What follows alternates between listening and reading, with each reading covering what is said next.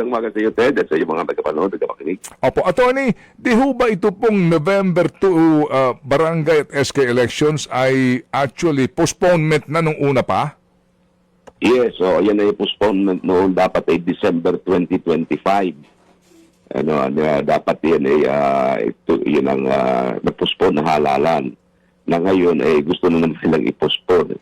Sinasabi ko na nga nung challenge ko yung postponement na yan, sinabi ko sa ating Korte Suprema na yan ay hindi na pag-aralan, ay postponement. Kasi ako, November 2, yan ay napakasagradong araw para sa ating lahat.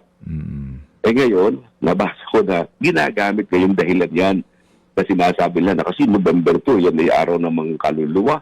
Kaya dapat iginagalang natin yan. Yan ang sinasabi ngayon ni Senator Amy Marcos. Samantalang, yun ang hindi nila pinansin yun noong mga araw na ginawa nila o inaman nila yung batas na nag-postpone ng December 2025 election. Ngayon, andito na naman sila, magpo-postpone na naman. Opo, naalala ko, hindi ho ba kayo dumulog sa Supreme Court ba? Dito po sa postponement na ito, na una? Yes, so nung una, yung October 2023 barangay election, yun ang aking challenge. Sabi ko, bakit yan postpone? Ang sabi ng Korte Suprema, tama si Atty. Macalintal, hindi dapat ma-postpone yan kasi wala namang dahilan. At saka, hindi po pwede yung realignment ng pondo. Kaya ang ginawa ng Korte Suprema, dahil sa hindi nga natuloy yung October 2023, ang sabi niya, kailangan sa December 2025 na nating idaos yung halalang yan. Pagdating ng malapit ng December 2025, binago na naman nila, nagkaroon sila Republic Act 12232.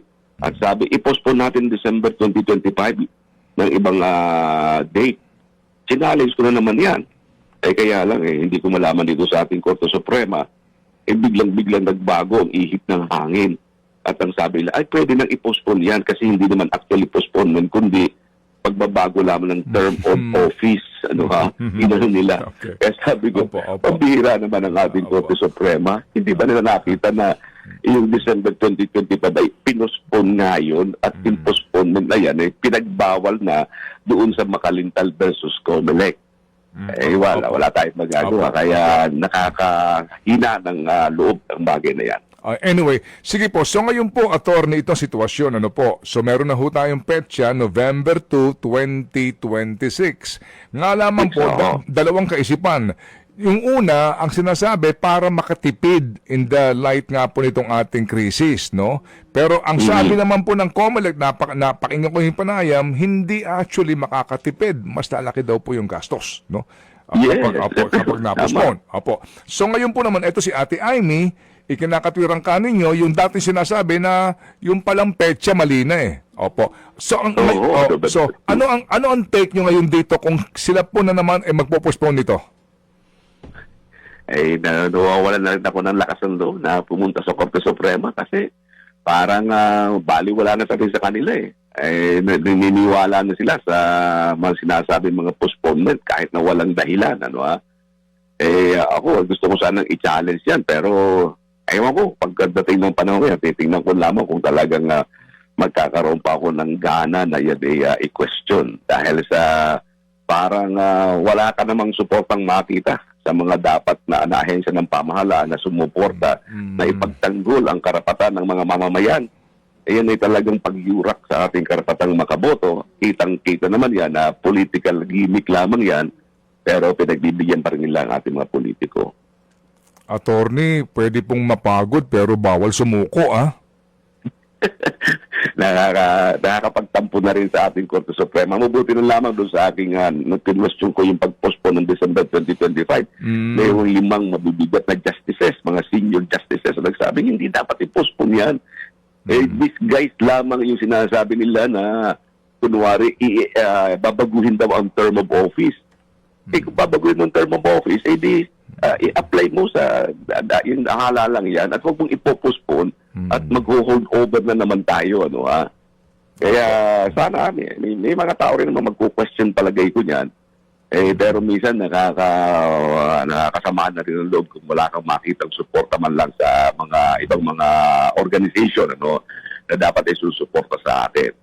Okay, sige po. So, kumbaga po, attorney, inyo nga ito nabanggit, ang katwiran po ninyo. Pero, pwede ho ba for the end time lang, sa simple ho at maiksim paliwanag, bakit ba hindi dapat ito ipinagpapaliban na barangay at SK elections? Sir, go ahead. Una, ang Kongreso walang karapatang mag-postpone ng halalan. Yan ay pinagsinabi ng ilang mga justices ng ating Korte Suprema. They have the power to fix the term, but not to postpone the fixed term of office. Ibig sabihin, kung itinakda mo na yung halalang yan, hindi mo na pwedeng i-postpone yan. Kasi pag na-postpone yan, maglalagay ka ng mga holdover, na yung holdover na yan ay appointed na ng ating legislator. Na sa ilalim ng ating saligang batas, hindi naman pwedeng mag-appoint o i-appoint ng mga barangay officials kundi dapat sila ay elected. Kapag ka na-postpone yan, yung mga holdover na yan, hindi hold office without the mandate of the people.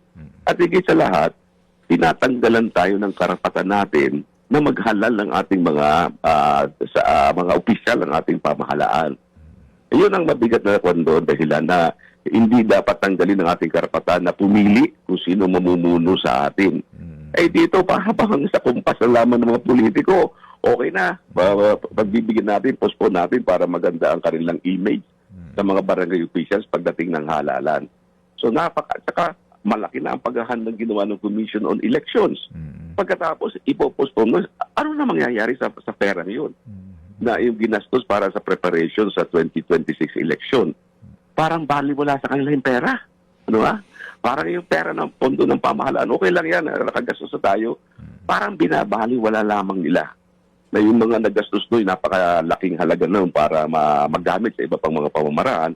Pero sa ginagawang ito na postponement na naman, pinakikita ng ilang mga mambabatas na talagang bali wala sa kanila yung